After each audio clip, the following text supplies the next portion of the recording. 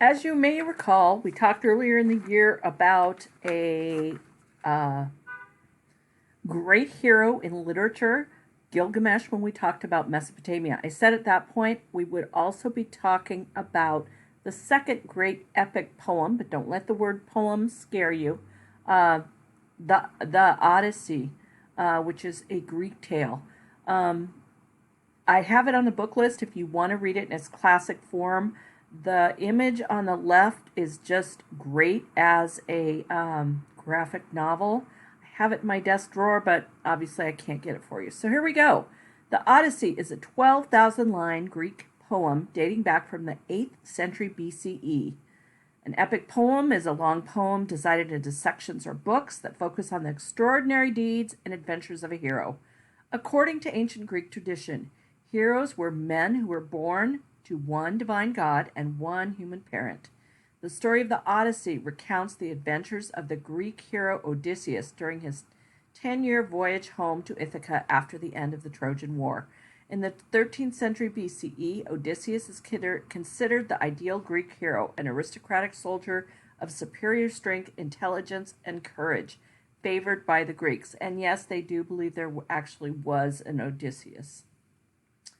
The poem is traditionally ascribed to Homer, who's considered the earliest Greek poet. Little is known about Homer's life, but ancient Greek playwrights refer to him as a gifted blind poet.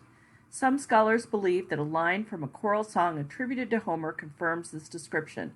If anyone should ask you whose song is sweetest, say blind is the man and he lives in rock Chios. Other scholars believe that Homer was the name given to a collective group of bards who sang Mycenaean folktales to entertain the nobles of Ionia, located on the west coast of Asia Minor. It's generally believed that the exact author of the Odyssey is not as important as the ancient Greek values it contains. By listening to the stories in the poem, ancient Greeks learned standards of honorable behavior, much like in Gilgamesh, and then we didn't really get into the Ramayana, but the same happens in India. These values, forged in the Age of Heroes during the Mycenaean period, became the foundations of ancient Greek society. So this is the map that Odysseus takes in his trek. So he starts at Ithaca and he gets all the way. This is when he's going back. So he starts at Troy. He goes to the Lotus Eaters, the Cyclops, the Sirens, Charybdis, Calypso, and then back finally. And it takes him 10 years. So, oh, is this a story? All right, so I want you to look at the slides and the information about the vases. Listen to the passage from the poem. What Greek values does it represent? You'll be asked in questions that are attached. Remember, these are meant to make you think about the connections to the story and Greek culture. So here we go. This is vase A. This is Penelope weaving, and Penelope is the one sitting on the chair. In this vase, we see a vase painting of Penelope seated in front of her loom and next to her son Telemachus. Penelope's unfinished weaving stretches across the top of the loom and is decorated with patterns and fanciful creatures. So, they rushed marriage on, and I spin out my wiles. A god from the blue, it was so inspired me first to set up a great loom in our royal hall, and I began to weave, and the weaving fine spun the yarn endless, and I would lead them on. Young men, my suitors, now that King Odysseus is no more, go slowly, keen as you are to marry me until I can finish off this web, so my weaving won't all fray and come to nothing.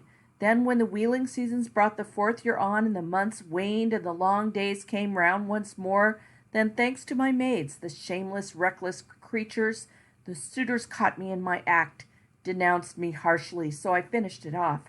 Against my will they forced me, and now I cannot escape a marriage, nor can I contrive a deft way out. So Odysseus has been gone a very long time, and how Penelope was holding off the suitors who wanted to marry her was she said, oh, I'm going to weave this, and when I'm done weaving this, and she was weaving for 4 years, I'll marry one of you. But the secret was she took it out every night, so that's why it was taking 4 years. Vase B, Odysseus and the Cyclops. I hope you have seen the short clip from the movie that I showed about this. If not, please go back and watch it. In this picture, we see a vase painting of Odysseus and one of his men blinding the Cyclops. Polyphemus with a large branch. Odysseus is the figure in the center. Polyphemus holds a wine cup illustrating Odysseus' plan to make the Cyclops drunk before attacking him. And this is the most hysterical scene, I think, in all of the Odyssey. So ask me my name. I know I'm known by Cyclops. I will tell you. Nobody. That's my name. Nobody. So my mother and my father call me and all my friends. I thrust our steak in a bed of embers to get it red hot and rallied to my comrades. Courage. No panic. No one hang back now. And I dragged it from the flames. My men clustered around as some god breathed enormous courage through us all, hoisting high that olive stake with its stabbing point. Straight into the monster's eye they bore it hard. He bellowed out for me from his neighborhood. Cyclops, hearing his cries, they lumbered up from side and hulking around his cavern, asked him what ailed him. Nobody's friends, Polyphemus bellowed back from his cave. Nobody's killing me now by fraud and not by force. They lumbered off, but laughter filled my heart to think how nobody's name, my great cunning stroke, had just duped them one and all. Vase C, Odysseus and Circe. In this picture, we see a vase painting of Circe stirring the potion that turns Odysseus' men into animals, the men surrounded by Circe, who looks masculine herself, while Odysseus approaches at the left with a sword to stop her. So he urged, and the men called out and hailed her, and she opened her gleaming doors and at once stepped forth, inviting them all in, and in they went, all innocents. Only Eurylochus stayed behind. He sensed a trap, and she ushered them in to sit on high-backed chairs, and there she mixed them a potion, cheese, barley, and pale honey, mulled in Brahmian wine, but into the brew she stirred her wicked drugs, to wipe from their memories any thought of home. Once they drained the bowls, she struck with her wand, drove them into her pigsties, all of them bristling into swine with grunt snouts, even their bodies, yes, and only the men's minds stayed steadfast as before. So they went to their pens, sobbing and squealing, as Circe flung them acorns, cornel nuts, and mast, common fodder for hogs that root and roll in mud. D. In this image, we see a vase painting of Odysseus sitting at the Mount of Hades, which is hell, in front of the god of one of his men, Elpenor. Odysseus has sacrificed 2 calves to the spirits of the dead so they will converse with him. He speaks first with his dead shipmate Elpenor while waiting to speak with the prophet Tiresias. The figures appear to be floating because the geographic features that were originally drawn on them have faded. All right. But first the ghost of Elpenor, my companion, came towards me. He'd been buried under the wide ways of earth. Not yet. We'd left his body in Circe's house. Unwept, unburied, this other labor pressed us, but I wept to see him now. Pity touched my heart, and I called out a winged word to him there. Elpenor, how did you travel down to the world of darkness? Faster on foot, I see, than I in my black ship. My lord, remember me. I beg you. Don't sail off and desert me. Left behind unwept, unburied? Don't, or my curse may draw God's fury on your head. Perform my rites and plant on my tomb that oar I swung with mates when I rode among the living. All this, my unlucky friend, I reassured him, I will do for you. I won't forget a thing. Odysseus and the Sirens. In this image, we see a vase painting of Odysseus tied to the mast of his ship as he listens to the song of the sirens. One of the winged sirens swoops down in front of him while the 2 others are perched on cliffs in the upper right left corner. Odysseus's men, their ears plugged with wax, rowed the boat, oblivious to the charms of the sirens. Now with a sharp sword I sliced an ample wheel of beeswax down into pieces, kneaded them in my 2 strong hands, and the wax grew soft. Worked by my strength and Helios' burning rays, the sun high noon, and I stopped the ears of my comrades, one by one. They bound me hand and foot in a tight-shipped a wreck in the mast block. lashed by ropes the mast, and rowed and churned the whitecaps, stroking one by one. We were just off shore as far as a man's shout can hear, scuttling close, when the sirens sensed at once a ship was racing past and burst into their high, thrilling song. Come closer, famous Odysseus, Achaea's pride and glory. Moor your ship on our coast so you can hear our song. Never has a sailor passed our shores in his black craft until he's heard the honeyed voices pouring from our lips, and once he hears to his heart's content, sails on a wiser man.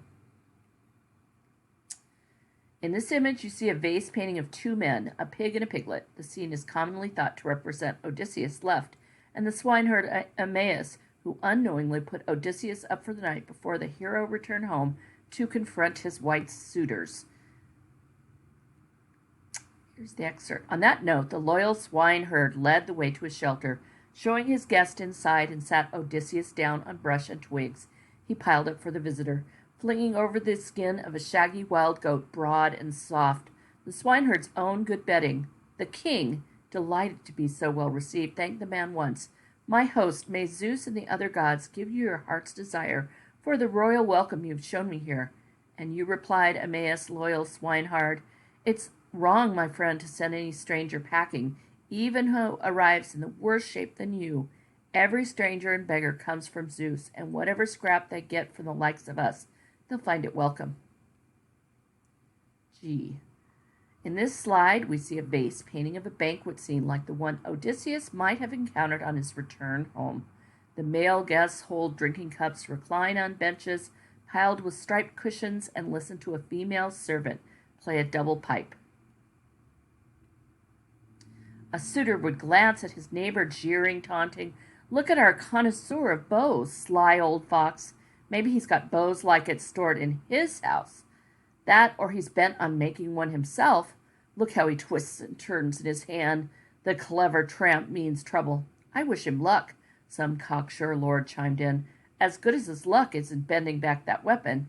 So they mocked, but Odysseus, mastermind in action, once he'd handled the great bow and scanned every inch, then, like an expert singer, skilled at lyre and song, who strained a string to a new peg with ease, making the pliant sheep-gut face at ever end. So with his virtuoso ease, Odysseus strung his mighty bow, and quickly his right hand plucked the strings to test its pitch. And under his touch it sang out clear and sharp as a swallow's cry. Horror swept through the suitors, faces blanched white. In this image, you see vases painted that show Odysseus using a bow and arrow to slay Penelope's suitors. Two female servants stand behind him. God by surprise, one suitor's wounded, and another hides behind an overturned bench. And now Athena, looming out of the rafters high above them, brandished her man-destroying shield of thunder, terrifying the suitors out of their minds, and down the hall they panicked, wild like herds, stampeding, driving man as the darting gadfly strikes in the late spring when the long days come around. The attackers struck like eagles, crooked-called, hook-beaked, swooped down from the mountain ridge to harry smaller animals that skim across the flatland, cringing under the clouds, but the eagle plunged in fury, ripped their lives out. Hopeless, never a chance of flight or rescue, and people loved the sport, so the attackers routed the suitors headlong down the hall, wheeling in the slaughter, slashing left and right, and grisly screams broke from skulls cracked open, the whole floor awash with blood. And there you have the end of the Odyssey. Odysseus is home, back with Penelope. All the suitors have been killed, and you can watch the whole. There's a link to all of the Odyssey that you might enjoy if you like classic tales or just witty actions.